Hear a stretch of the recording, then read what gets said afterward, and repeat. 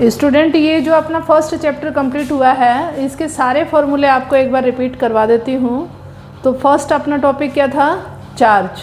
तो चार्ज के अंदर आपका न्यूमेरिकल जो बनेगा वो क्वांटाइजेशन ऑफ चार्ज पे बनेगा। तो क्वांटाइजेशन ऑफ चार्ज का आपको मीनिंग बता दिया था, Q इज इक्वल टू क्या होगा? NE।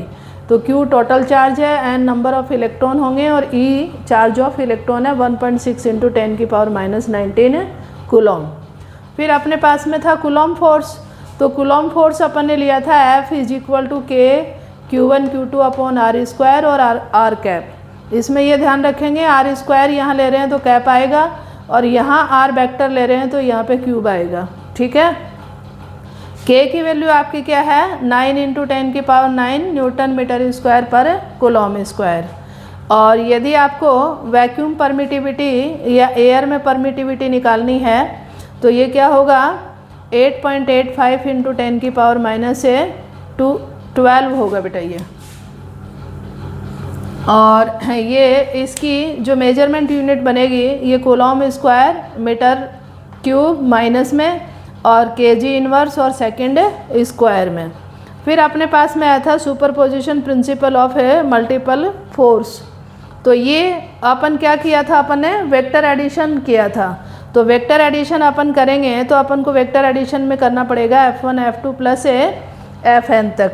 और यदि दो ही चार्ज हैं तो इसका F का फॉर्मूला बनता है F1 का स्क्वायर प्लस F2 का square plus 2F1 F2 cos theta का स्क्वायर रूट।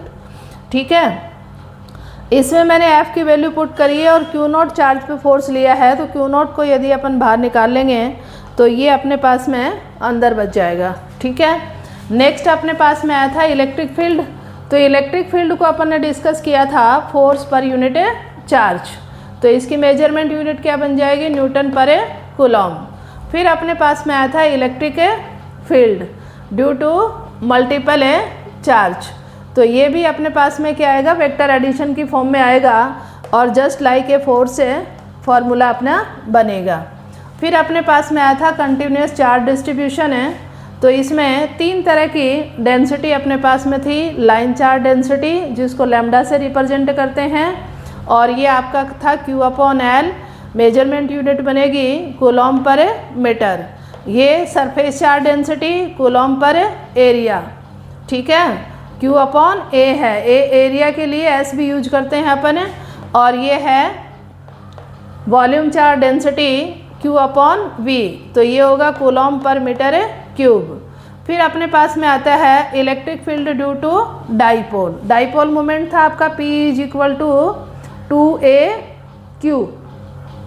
ठीक है। तो यहाँ पे P की वैल्यू है 2AQ, ये याद रखेंगे बेटा। P इज इक्वल टू क्या है? 2AQ। Q अपने पास में चार्ज था और 2A अपन ने डिस्टेंस बिटवीन टू पोल ली थी। ठीक है। तो एक्सिस लाइन पे लें तो 2KP/RQ P कैप था। ये डाइपोल मोमेंट के डायरेक्शन में था। ये इक्वेटोरियल सरफेस पे इसकी हाफ वैल्यू आई थी लेकिन opposite direction to the dipole moment. तो ये -KP/R³ P कैप की फॉर्म में। फिर इलेक्ट्रिक फ्लक्स अपन ने लिया था कि एक पर्टिकुलर एरिया से जितनी इलेक्ट्रिक फील्ड लाइन बाहर निकलती हैं जो क्रॉस होती हैं उसको अपन फ्लक्स बोलते हैं। ठीक है।